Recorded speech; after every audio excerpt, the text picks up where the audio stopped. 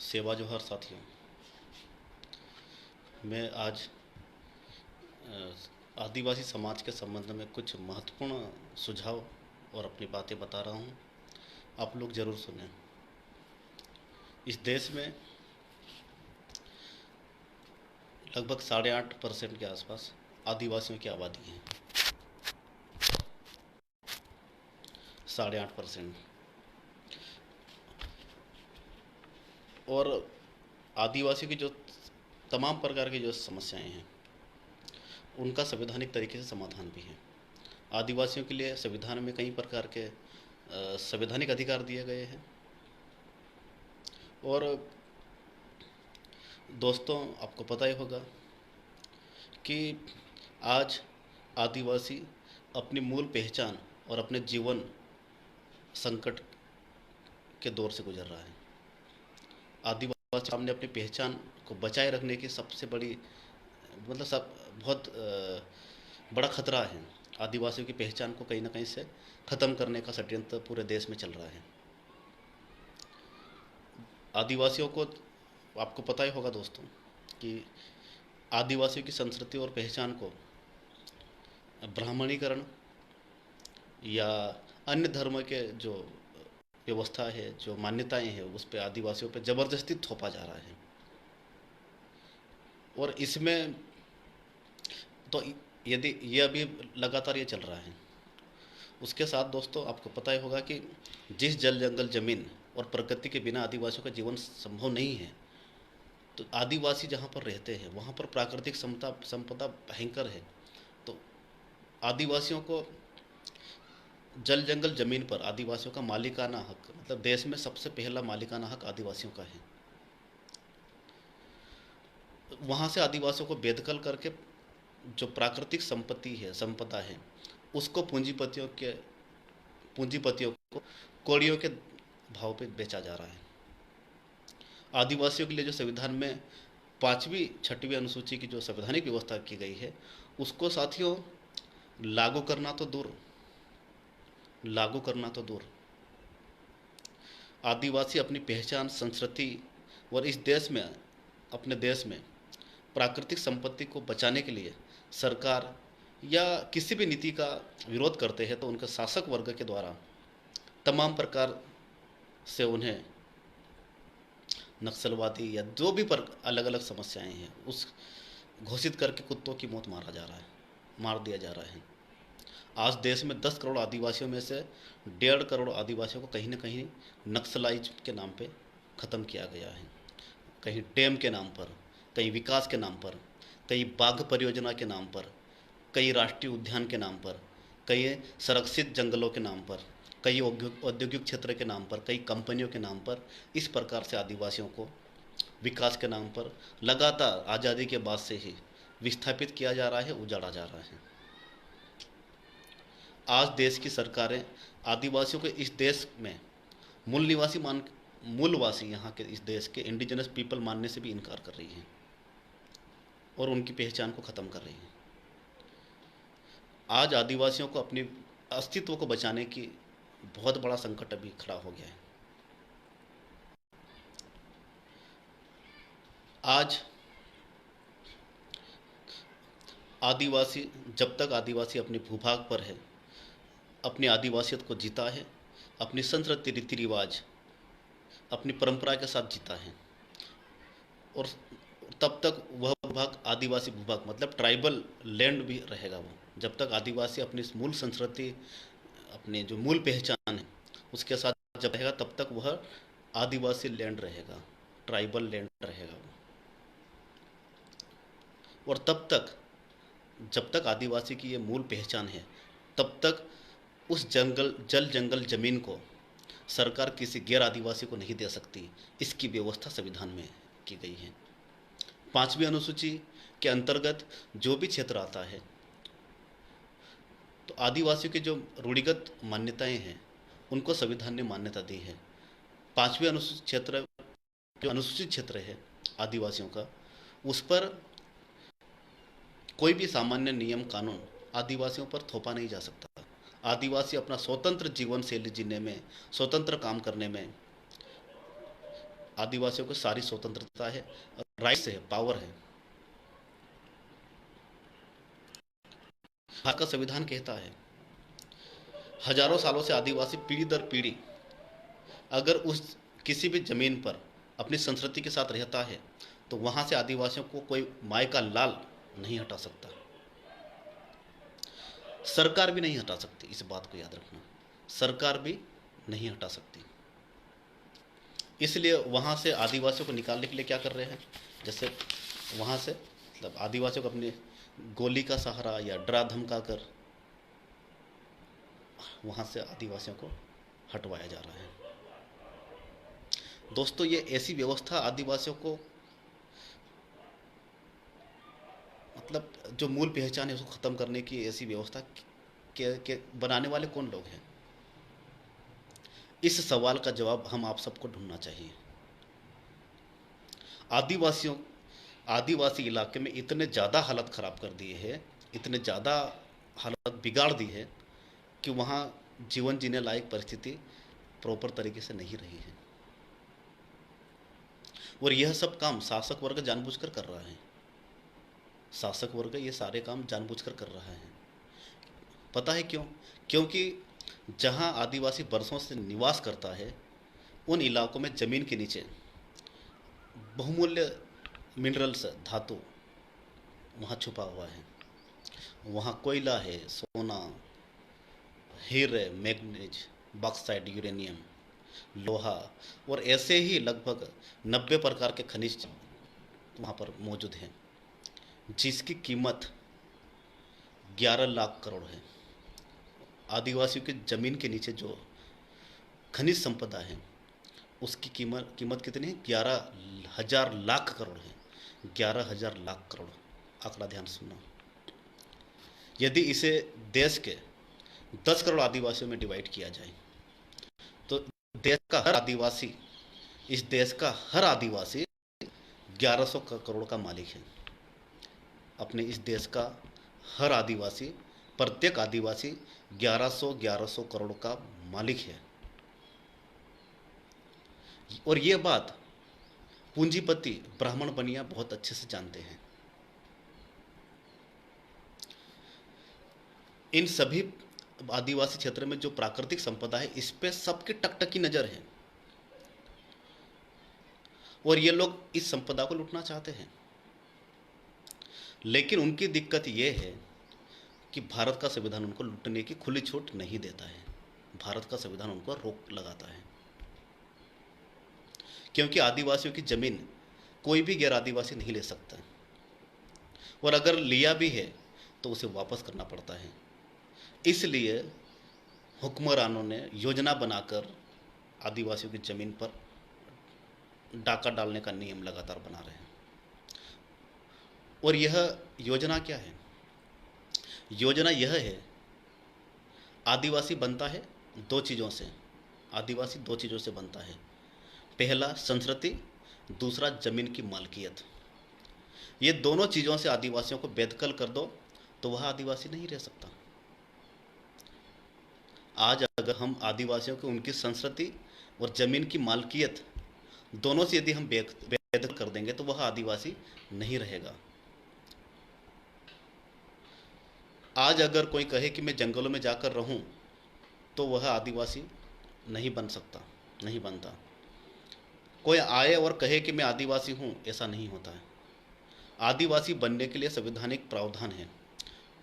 आदिवासी बनने के लिए संवैधानिक प्रावधान है। और सबसे महत्वपूर्ण बात है विशिष्टपूर्ण अलग संस्कृति, हजारों सालों से जमीन की मालकियत, स्वामित्व। इन दो मूलभूत बातों पर, रूढ़िगत प्रथाएं और ओवरऑल संस्कृति में सारी बात आ गई, और जमीन की मालकियत, इन दो मूलभूत आधार पर आदिवासी बनता है। इसलिए शासक वर्ग के द्वारा आदिवासियों की संस्कृति को खत्म करने के लिए आदिवासियों का हिंदूकरण, ईसाईकरण या धर्मांतरण किया जा रहा है। अगर आदिवासी हिंदू बनता है तो वह जाति व्यवस्था में आ जाएगा, वर्ण व्यवस्था में आ जाएगा, जो कि आदिवासी व्यवस्था वर्ण व्यवस्था से बाहर के लोग हैं। आदिवासियों का वर्ण व्यवस्था में कोई जिक्र नहीं है। और उन आदिवासियों का,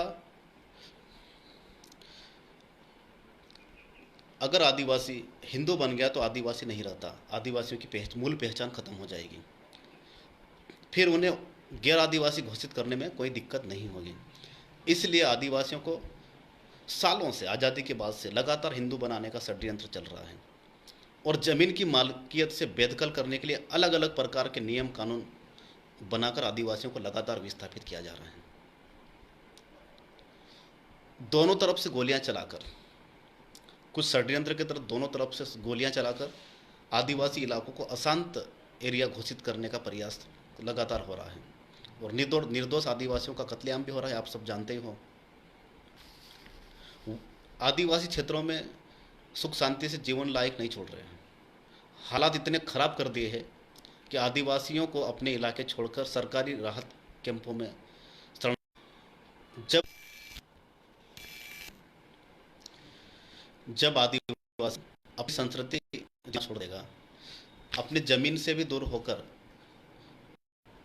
वह अपने मूल एरिया से बाहर विस्थापित होगा, तो आदिवासी इलाकों को गैर आदिवासी इलाका, नॉन ट्राइबल लैंड घोषित करने में सरकार को किसी प्रकार की कोई कठिनाई या दिक्कत नहीं होगी, और बाद में उसे पूंजीपतियों को, उद्योगपतियों को, कागज के नोट वालों को लूटने के लिए दे दिया जाएगा। और ये सारा षड्यंत्र देश में सालों से चल रहा है। ये जो षड्यंत्र चल रहा है साथियों, इसे हम रोकना चाहते हैं, और इसे रोकने के लिए समाज में हम जागृति कर रहे हैं, मतलब जन जागृति कर रहे हैं। लोगों को संवैधानिक अधिकार, शिक्षा, संस्कृति, अपने आदिवासियत की जो पहचान है, हम लोगों को वो समझा रहे हैं। समाज को हम लोग प्रबोधन, मतलब हम लोग अलग अलग एरिया में जाके लोगों को कैडर टाइप लेके ना उनको मोटिवेट कर रहे हैं, समझा रहे हैं। और इसीलिए दोस्तों हम लोग अभी अलग अलग एरिया में जाके लोगों को समझा रहे हैं, और आदिवासियों के खिलाफ जो देश में षड्यंत्र चल रहा है उसके बारे में हम लोग लगातार उनको बता रहे हैं। साथियों, पता है आपको, आदिवासी समाज का, हमारे आदिवासी समाज का पढ़ा लिखा बुद्धिजीवी वर्ग जो है, जानकारी के अभाव में दुश्मन के हाथ का खिलौना बन गया है, दुश्मन के हाथ की कठपुतली बन गया वो आदिवासियत की बात खुलकर नहीं बोल सकता। किसी गैर आदिवासी के सामने वो आदिवासियत की बात खुलकर नहीं बोल सकता है। समाज का 99% पढ़ा लिखा वर्ग अपने मतलब माथे, अपने होठों पर पट्टी बांध रखी है, आंखों पर भी पट्टी बांध रखी है और होठों पर पट्टी बांध रखी है। जैसा गैर आदिवासी बोलते हैं समाज का पढ़ा लिखा वर्ग वैसा ही करता है। तो वो समाज को क्या गाइडलाइन देगा, कैसे दिशा देगा? शासक वर्ग जैसा चाहे आदिवासी समाज के पढ़े लिखे वर्गों का अपने अपने तरीके से इस्तेमाल कर रहा है, जो कि समाज के पढ़े लिखे वर्ग की पहली जिम्मेदारी होती कि समाज को जानकार बनाना, समाज को शिक्षित करना, समाज में जागृति लाना। मगर आदिवासी समाज का पढ़ा लिखा वर्ग अपनी जिम्मेदारी नहीं समझ रहा है और काम भी नहीं कर रहा है, वह अपना ही पेट पालने में लगा है। आदिवासी समाज का पढ़ा लिखा वर्ग अपना ही पेट पालने में लगा हुआ है। दोस्तों,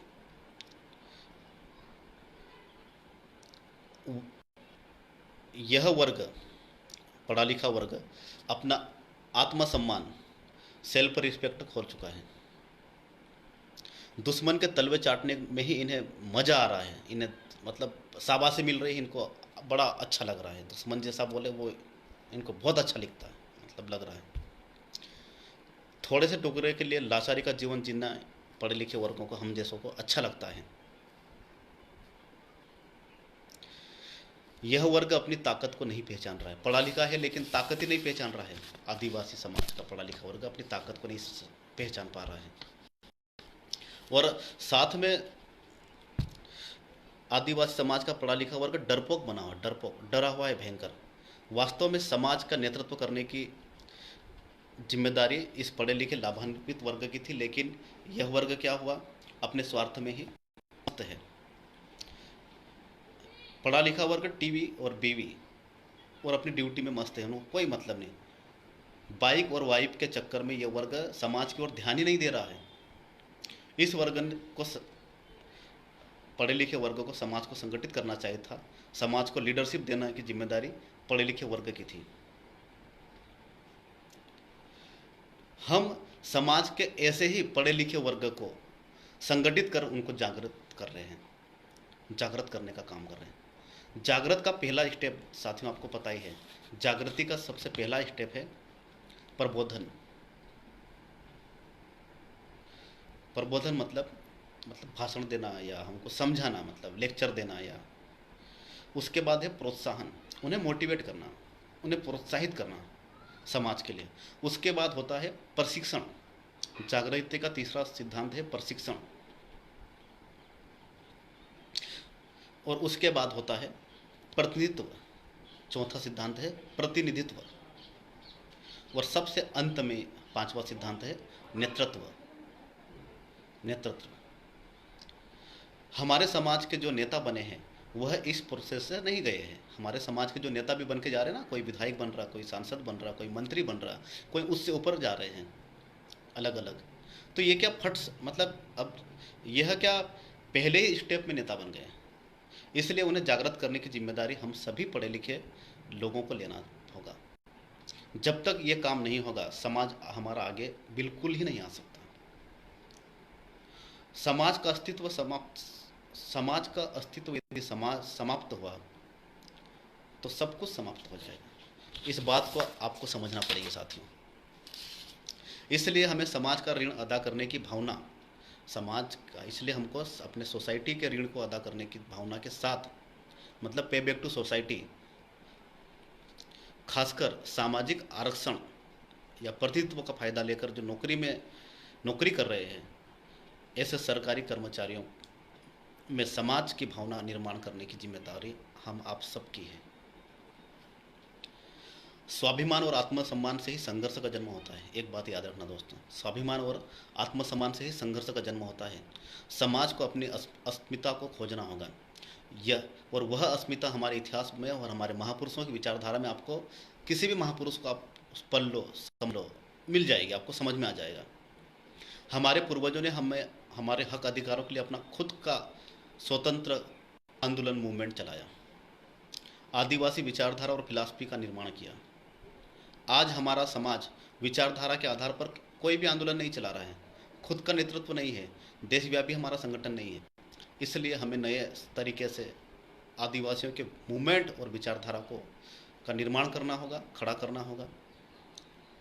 और किसी भी मूवमेंट से पहले हमारा एक निश्चित उद्देश्य होना चाहिए, हमारी विचारधारा क्लियर होना चाहिए, हमारा खुद का नेतृत्व होना चाहिए, स्वतंत्र नेतृत्व होना चाहिए।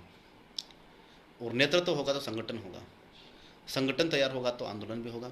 और संगठित जन आंदोलन ही आदिवासियों की सारी समस्याओं का समाधान है।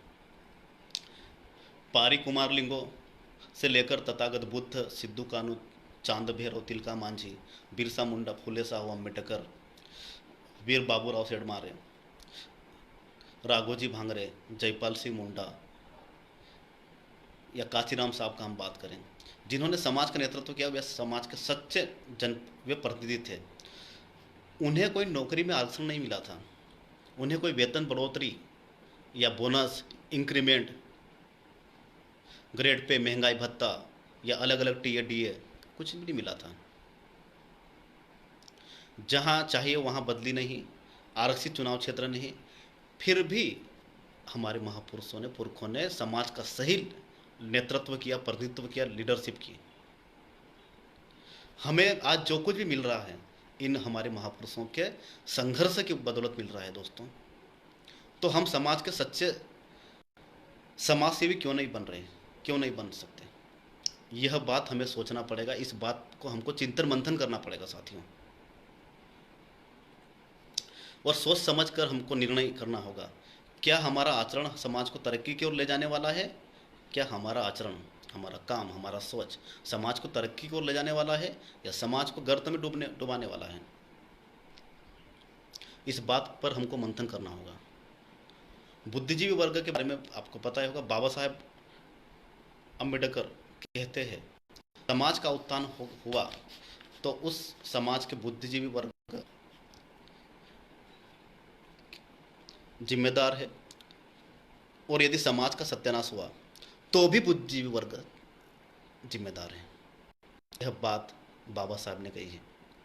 और समाज के गर्त में यदि समाज जा रहा है तो उसकी सबसे बड़ी जवाबदारी बुद्धिजीवी वर्ग की है।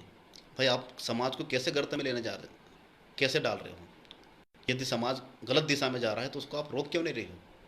ये समाज को सही दिशा देने की जवाबदारी हम आप सबकी, पढ़े लिखे लोगों की है। दोस्तों, हम कोई सी भी समाज की बात करते तो लोग पार्टी, संगठन या दुनिया भर के अलग अलग तरीके से बात करते हैं। ऐसा नहीं है। आप स्वतंत्र रूप से समाज की बात करो और समाज के लिए स्वतंत्र रूप से काम करो। किसी का अधीन काम करने की ज़्यादा मत सोचो।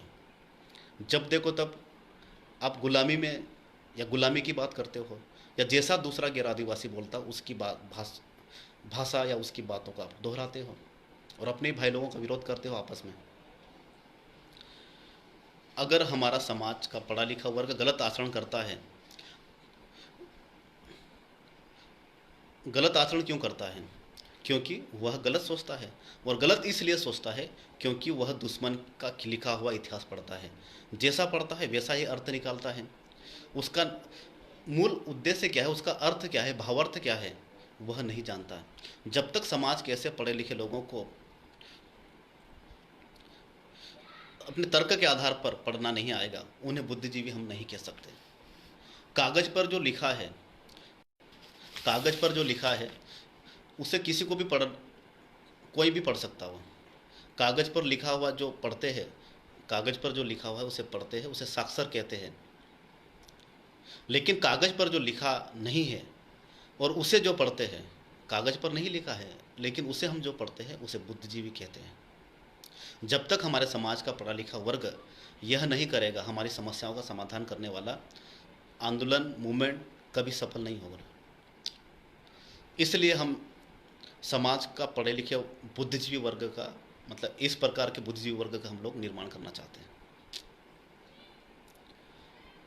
समाज का हित, समाज का कल्याण, समाज का फायदा जिसमें निहित है उसे किसी भी चीज़ की परवाह न करते हुए निर्भीकता से लोगों को बताने की काबिलियत जब तक पढ़े लिखे लोगों में नहीं आएगी, हम ऐसे लोगों को जागृत नहीं मान सकते। सुशिक्षित किसको कहा जाए, बुद्धिजीवी किसे माना जाए? जो समाज के दुखों की दुख का कारण कैसे हो रही है, समाज के दुखों को ख़त्म कैसे किया जाए, इस पर जो चिंतन कर सकता है, जो सामाजिक दुखों के कारण और समाधान या रास्ता निकाल सकता है, उसे सुशिक्षित बुद्धिजीवी हम कह सकते हैं। इसलिए समाज के पढ़े लिखे लोगों का प्रबोधन करना, उन्हें मोटिवेट करना हमारी सबकी पहली जिम्मेदारी है। पढ़ा लिखा वर्ग अगर जागृत होकर जंगलों में, गाँव में, देहात में, कस्बों में रहने वाले कम पढ़े लिखे या अनपढ़ लोगों को जागृत करने की जिम्मेदारी लेता है तो हमारा मूवमेंट सफल होने में ज़्यादा समय नहीं लगेगा। जागृति का सिद्धांत है साथियों, समाज को उसके दोस्त और दुश्मन की पहचान कराना। जागृति का पहला सिद्धांत है समाज को उसके दोस्त और दुश्मन की पहचान करवाना, दुश्मन की ताकत और कमजोरी से समाज को अवगत करवाना, और अपनी ताकत और कमजोरी की जानकारी देना, समाज को सच्चे इतिहास की जानकारी देना। ये काम अगर पूरे ईमानदारी और निष्ठा से होता है तो हमारा समाज कुछ ही समय में बहुत आगे जा सकता है।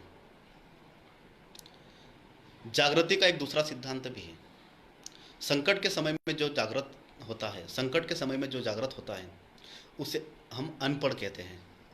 आवश्यकता के अनुसार जो जागृत होते हैं उन्हें हम मूर्ख कहते हैं, और जो निरंतर सदैव जागृत रहते हैं ऐसे वर्ग को हम बुद्धिजीवी कहते हैं।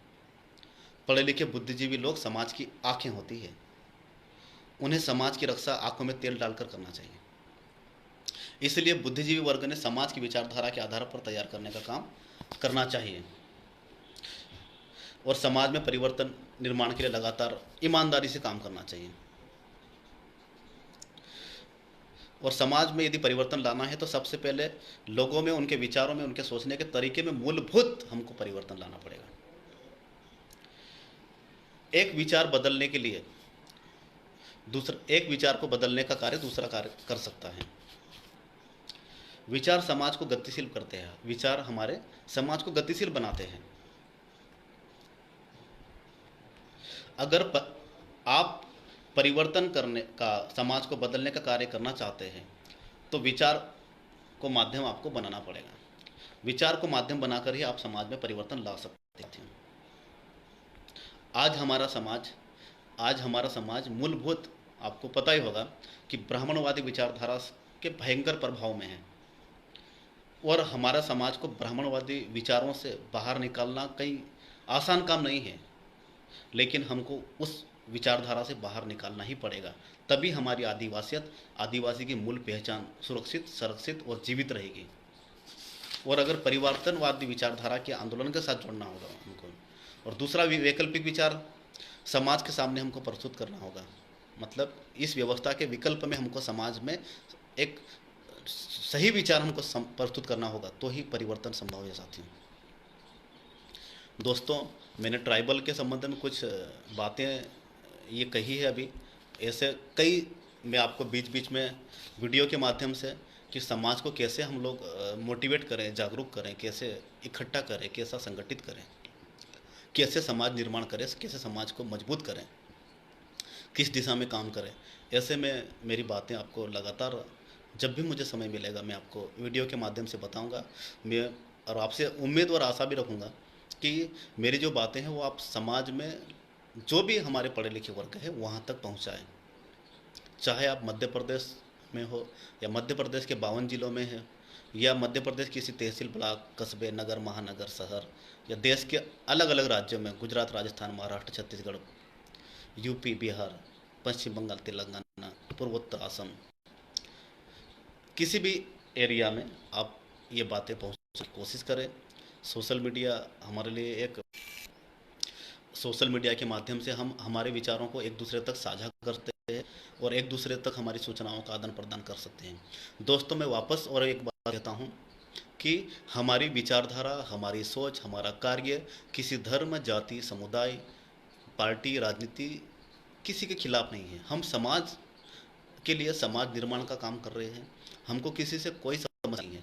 हम चाहते हैं कि हमारा समाज आज जो मूलभूत आवश्यकता और सुविधाओं से वंचित है उसको वो सारी सुविधा मिले। हमारा समाज भी 2 टाइम पेट भर के व्यवस्थित खाना खा सके, अच्छी शिक्षा ले सके, यदि बीमार हो तो उनको अच्छी चिकित्सा व्यवस्था मिल सके, इलाज मिल सके, वो भी अच्छा त्यौहार मना सकते हैं, वो भी खुश हो सकते हैं, वो भी अपनी मूलभूत संस्कृति के साथ खुलकर अपनी ज़िंदगी जी सके। ऐसा हम समाज बनाना चाहते हैं। वो जो हम, और ऐसा समाज जो पाखंड अंधविश्वास से बाहर निकलकर अपनी आदिवासियत पर गर्व कर सके, वो खुद इंडिपेंडेंट हो, सेल्फ इंडिपेंडेंट हो। ऐसा हम समाज निर्माण करना चाहते हैं, जो तर्क करना जानता हो, जो सही गलत की पहचान करना जानता हो, जो बिके नहीं, जो टूटे नहीं, जो झुके नहीं, जो डरे नहीं, और मजबूती के साथ में वो अपना जीवन गुजार सके, खुशहाली के साथ गुजार सके। ऐसा समाज हम चाहते हैं। और हम सरकार पे डिपेंडेंट हम लोग नहीं रहना चाहते, या किसी और वर्ग पर।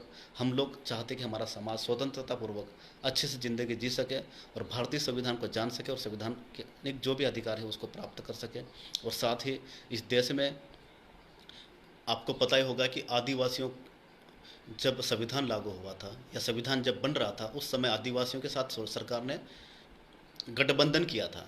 तो आदिवासियों को यहाँ पर मालिकाना हक मिला था। इस देश में 5वीं 6वीं अनुसूची के रूप में मालिकाना हक मिला था दोस्तों। तो मालिकाना हक तो बहुत दूर की बात है, हम लोग सब नौकर बन गए। हम लोग, आदिवासी समाज का जो चालक था, जो पालक था, पढ़ा लिखा बुद्धिजीवी वर्ग, मेरे जैसे लोग, वो नौकर बन गया। वो सरकार का सिर्फ नौकर बन के रह गया। आदिवासी की बात करना उनको गलत लगता है, समाज की बात करना उनको गलत लगता है, गांव में लोगों के पास जाना आदिवासी समाज के जो पढ़े लिखे लोग हैं उनको गलत लगता है। आदिवासी पहनावा गलत लगता है। आदिवासी समाज की जो शादियां होती है और जो आदिवासी समाज के जो रीति रिवाज है, रीति रिवाज आदिवासियों समाज के पढ़े लिखे लोगों को गलत लगता। आदिवासी समाज के ढोल मांदल से दिक्कत होती थी, लेकिन अब मुझे बड़ी इस बात की खुशी है कि हमारे समाज का जो पढ़ा लिखा वर्ग है वो वापस पे बैक टू सोसाइटी, गांव की ओर लौट रहा है, अपनी मूल आदिवासी संस्कृति की ओर लौट रहा है। उसे आदिवासी समाज, आदिवासी संस्कृति, आदिवासी मान्यता, आदिवासियत की पहचान पे सरमनई आज गर्व हो रहा है। और ये आप हम सब की लगातार प्रयास और काम करने से ये सब संभव हुआ है दोस्तों। और एक और बात दोस्तों, अंत में मैं आप सबसे हाथ जोड़ के अनुरोध करता हूं कि आप धर्म, जाति, राजनीति, संगठन, पार्टी जो भी है उससे ऊपर उठकर समाज के लिए काम करें, समाज को एक करने के लिए काम करें, और आप किसी का विरोध मत करें, बस आपकी विचारधारा का लगातार आप विस्तार करें। आप सभी को मैं पुनः धन्यवाद देता हूं, जो साथी लोग रात दिन समाज के लिए काम कर रहे, चिंतन मंथन कर रहे हैं। और साथ ही उन जाबाज योद्धाओं को भी मैं धन्यवाद देता हूं कि जो आदिवासी समाज का जो मूल इतिहास है, आदिवासी समाज के हमारे जो जननायक थे या बहुजन समाज के हमारे जो पुरखे थे, महापुरुष थे, तथागत बुद्ध से लगा बाबा साहेब बिरसा मुंडा टंट्या भील, जयपाल सिंह मुंडा, तिलका मांझी से लेकर वर्तमान काशीराम साहब, और अभी और भी ऐसे कई जो छुपे हुए इतिहास में नाम है, उनको उजागर कर रहे हैं, उनको समाज तक ला रहे हैं। और समाज में जो हमारा समाज संविधान के बारे में नहीं जानता है, आज संविधान की बात कर रहे हैं, संवैधानिक अधिकारों को समझ रहे हैं, और संवैधानिक तरीके से लड़ाई लड़ने के लिए हमारा समाज तैयार हो रहा है। आप सबको जय भीम, जय बिरसा, जय टंट्या, जय जयपाल सिंह मुंडा, जय फुले, जय साहू, जय पेरियार रामास्वामी, नमो बुद्धाय, जय संविधान, जय भारत। बहुत बहुत धन्यवाद।